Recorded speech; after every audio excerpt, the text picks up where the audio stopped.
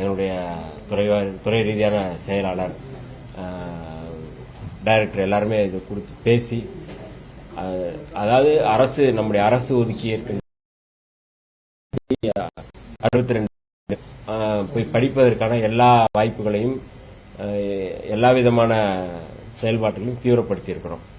இது குறித்த பல்வேறு சந்தேகங்கள் மாணவர்களுக்கான சந்தேகங்கள் அல்லது வெளியில இது அரசியலுக்காக பேசக்கூடியவர்களுக்கான ஒரு பதிலாக இல்லாமல் அந்த மாணவர்களுடைய வாழ்க்கை, அந்த மாணவர்களுடைய இலக்கை நிறைவு செய்வதற்கான ஒரு முயற்சியாக தான் நாங்கள் இதை தொடர்ந்து செஞ்சிட்டு இருக்கிறோம். இந்த கவர்மெண்ட் வந்த பிறகு 131 கோடி ரூபாய் இந்த ஸ்காலர்ஷிப்புக்கு மட்டுமே நாங்கள் ஒதுக்கியிருக்கோம். எங்களுடைய முதல்வர், மாண்புமிகு முதல்வர் அவர்களுக்கு இந்த நேரத்தில் எங்களுக்கு நாங்கள் நன்றியை சொல்ல கடமைப்பட்டிருக்கோம். ஏன்னா 131 கோடி ரூபாய் இதுகாரம் இதுக்கு முன்னாடி எந்த சூழல் நடத்த. ஆக இந்த சூழலில் மாணவர்களுடைய கல்வி, மாணவர்களுடைய வாழ்க்கை, மாணவர்கள் குடும்பத்துடைய சூழல் கருதி நாங்கள் அதை அரசிட்ட கேட்டு அதை நம்ம பெற்றிருக்கிறோம். ஆக இந்த வகையில் இந்த 362 பேரும் செல்வதற்கான எல்லா முயற்சியும் செஞ்சிட்டு இருக்கிறோம். இது குறித்த அந்த டெக்னிக்கலா என்னென்ன இருக்கு அப்படிங்கிறத எங்களுடைய செயலாளர் அவர்கள் இப்பொழுது பேசலாம். அனைவருக்கும் வணக்கம்.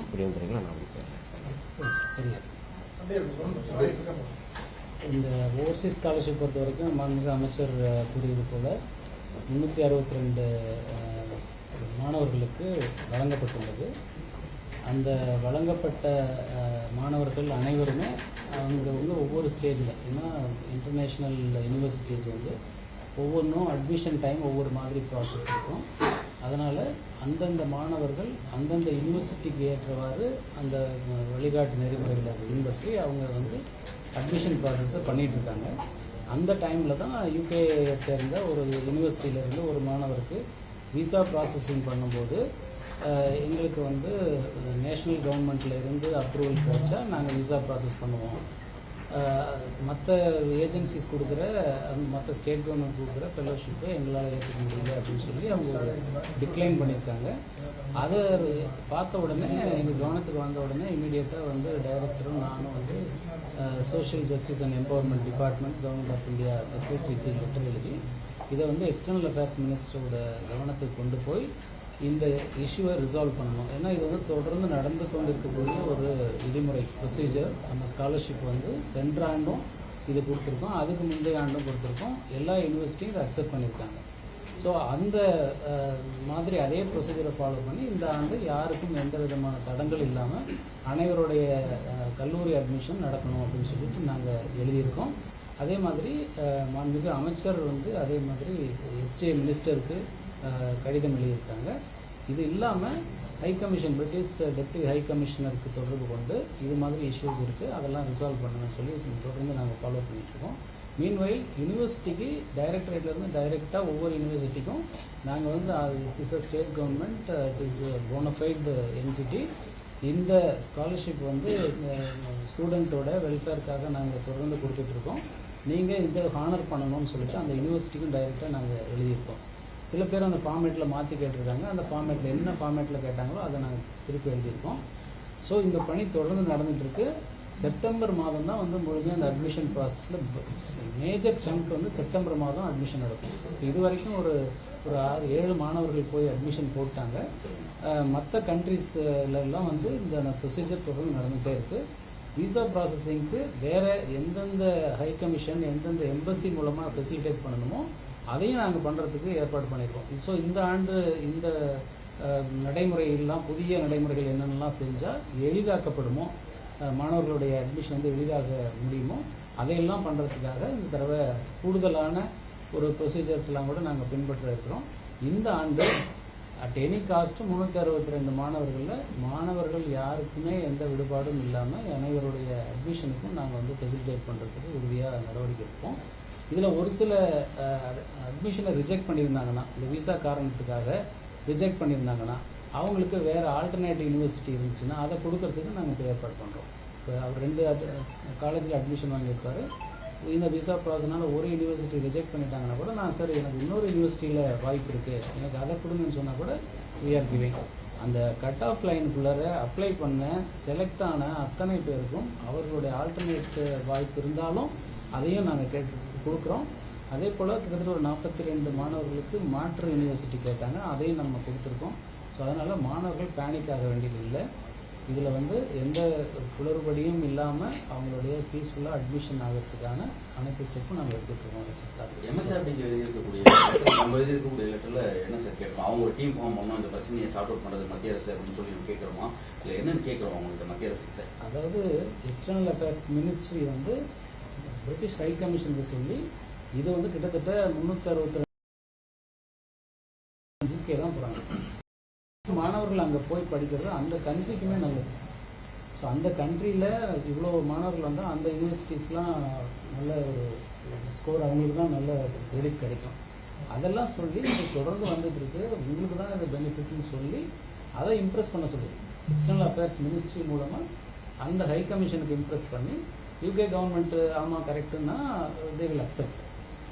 அதுக்கு என்ன அவங்க ரீசன் சொன்னாங்கன்னா, சில என்ஜிஓஸ் ஆர் நான் என்டிட்டிஸ், சம் என்டிட்டிஸ் வந்து அவங்க ஒரு ஆஃபர் கொடுப்பாங்க, சில பேர் ஆஃபர் கொடுப்பாங்க, அந்த ஆஃபர் போதுமானதாக இருக்காது. அந்த போதுமான ஆஃபர் இல்லைன்னா பசங்க வந்து அங்கே வந்துட்டு கஷ்டப்படுறாங்க, they could not continue their education. அப்போது அவங்க இன்பிட்வீன் பிரேக் ஆகிற மாதிரிலாம் சூழ்நிலை இருக்குது. யூனிவர்சிட்டி கட்ட வேண்டியது முழு தொகை கட்ட முடியாமல் போயிடுது. அதன் மாதிரி ஒரு அன்ஆத்தென்டிக்காக இருக்கக்கூடிய சோர்ஸஸை நம்பி நம்ம சேர்த்துக்க முடியல, அதனால இந்த பிரச்சனைன்னு சொல்லி விசா அத்தாரிட்டிஸ் வந்து சொல்கிறாங்க. நம்ம கேஸ் பொறுத்த வரைக்கும் அது மாதிரி இல்லை. இது வந்து ஒன்லி திங் தேர் என்டார்சிங் த கண்ட்ரிஸ் நேஷனல் கவர்மெண்ட்டோடைய இதுன்னு என்டார்ஸ் பண்ணால் அவங்களுக்கு சேஃபாக இருக்கும்னு நினைக்கிறாங்க. நம்ம வந்து as a state government, sovereign state government, we are also following all the due procedure சொல்லி இதெல்லாம் மென்ஷன் பண்ணியிருக்கோம். சொல்லிவிட்டு இதை வந்து எக்ஸ்டர்னல் அஃபேர்ஸ் மினிஸ்ட்ரி மூலமாக ஹை கமிஷன், இதில் பிரிட்டிஷ் ஹை கமிஷன் மூலமாக இந்த பாயிண்ட் எடுத்து சொல்லி இதை கிளியரன்ஸ் பண்ணுங்கன்னு சொல்லியிருக்கோம். They will do it. இந்தியாவிலேயே நம்ம மட்டும் தான் தமிழ்நாடு இந்த மாதிரி முன்னெடுக்கிறோமா, இல்லை மற்ற மாநிலம் நிறைய இல்லை, மகாராஷ்டிரா ஸ்டேட்டு மற்ற ஸ்டேட்டில் எல்லாமே இருக்குது. அவங்க நம்பர்ஸ் கொஞ்சம் குறைவாக கொடுக்கலாம், எக்ஸாக்ட் நம்பர்ஸ் எனக்கு தெரியல, பட் நம்பர்ஸ் வந்து அவங்க குறைவாக இருக்கலாம். ஆஃபர் பண்ணுற ஸ்காலர்ஷிப் வந்து ஒரு பார்ட்டு ஸ்காலர்ஷிப்பாக இருக்கலாம், நம்ம தான் அதிக தொகை கொடுக்குறோம். ஸோ அதனால் இந்த தடவை அதிக நம்பரில் கொடுத்துருக்கோம். இதெல்லாம் ஒரு காரணம்.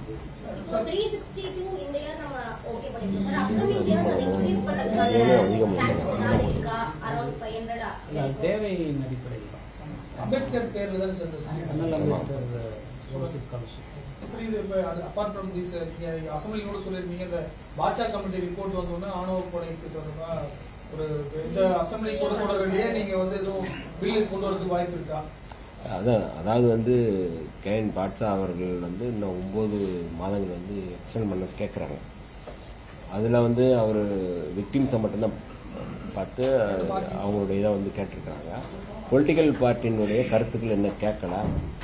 விடுதலை சிறுத்தைகள் கம்யூனிஸ்ட் கட்சி மட்டும்தான் கேட்டிருக்கோம், மற்றவங்கள்ட்ட கேட்கலன்னு சொல்லி சொல்கிறாங்க. அப்போ அதில் வந்து நம்ம வந்து எவ்வளவு வந்து அவங்கள அந்த எல்லாத்தையும் கருத்து கேட்டு, இல்லை சோசியல் ஆக்டிவிஸ்ட்டை கருத்து கேட்டு, இந்த மாதிரிலாம் ப்ராசஸ் நிறைய இருக்குதுன்னு சொல்லி சொல்கிறாங்க. அதை மாண்புமிகு முதல்வர் அவர்கள்ட்டையும் வந்து அவங்க சந்திப்புக்கான நேரம் கேட்டிருக்கிறாங்க. கேட்டதுக்கப்புறம் கட்டாயம் வந்து எக்ஸ்டெண்ட் பண்ணணும், அதில் எந்த மாற்று கருத்தும் இல்லை. ஏன்னா கருத்து கேட்டதுக்கப்புறம் தானே பண்ணுவாங்க. அதனால் அந்த அடிப்படையில் இந்த ஆணவப்படுகொலை தொடர்பான அந்த சட்டம் ஏற்றுவதற்கு முன்பான இந்த அறிக்கையை பெற்றுக்கொண்டு அதன் அடிப்படையில் மாண்புமிகு முதல்வர் அவர்கள்ட்ட நாங்கள் வந்து கொடுப்போம். துறை ரீதியாக நாங்கள் வந்து அந்த அடிப்படையில் வந்து இது வந்து மாண்புமிகு முதல்வர் அவர்கள் இது தொடர்பாக அறிவிப்பு செய்வார்கள். சார், ரீசெண்டா வந்து சிஎம் எம்சி ராஜா ஹாஸ்டல் ஆய்வு பண்ணியிருக்காரு. மாணவர்கள் பல கோரிக்கைகளை முன் வச்சிருந்தாங்க, நம்மளும் சிலர் செஞ்சிருக்கோம். அதே போல அங்க எல்லா கோரிக்கையும் நம்ம நிறைவேற்றிட்டோமா? அதே போல சமூக நீதி விடுதிகள், மற்ற விடுதிகள்லயும் மாணவர்கள் ஏதாவது கம்ப்ளைண்ட் வச்சிருக்காங்களா? அது மாதிரி நம்ம என்ன மாதிரியான நடவடிக்கை எடுக்கணும்?